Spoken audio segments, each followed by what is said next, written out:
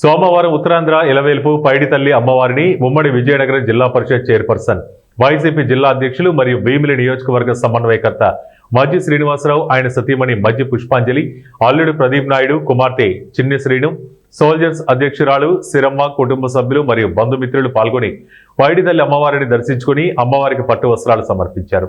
ముందుగా ఆలయ పండితులు వారికి పూర్ణ కుంభంతో స్వాగతం పలికి వేద పండితులచే ప్రత్యేక పూజలు జరిపి వారి ఆశీర్వచనం తీసుకున్నారు. ఈ సందర్భంగా ఆయన మాట్లాడుతూ ఉత్తరాంధ్ర ఇలవేల్పు విజయనగరం జిల్లా ప్రజల ఆరాధ్య దేవత శ్రీ శ్రీ శ్రీ పైడితల్లి అమ్మవారి ఆశీస్సులు జిల్లా ప్రజలందరిపై ఎల్లవేళలా ఉండాలని, ప్రజలందరూ సుఖ సంతోషాలతో ఆయురారోగ్యాలతో ఉండాలని అమ్మవారిని మనసారా కోరుకున్నారని తెలియజేశారు.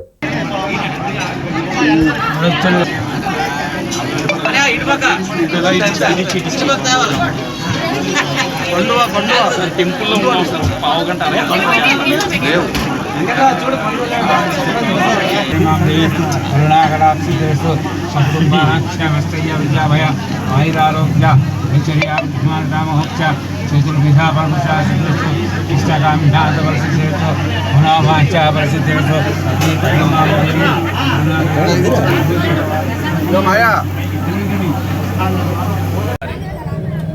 ఆశీస్సుల కోసం ఈరోజు నేను కుటుంబ సమేతంగా వచ్చి అమ్మవారి ఆశీస్సులు తీసుకున్నాము. అమ్మవారిని మరి ముఖ్యంగా ఈ అమ్మవారు ఉత్తరాంధ్ర ప్రజల తాలూకు ఆరాధ్య దైవం కల్పవల్లి. మరి వారి ఆశీర్వచనం కోసం, వారి ఆశీస్సుల కోసం మరి ఎక్కడున్నా మరి ప్రాంతం తెలుగు వారందరూ కూడా, ప్రాంత ప్రజలందరూ కూడా అమ్మవారి ఆశీస్సులు తీసుకుంటారు.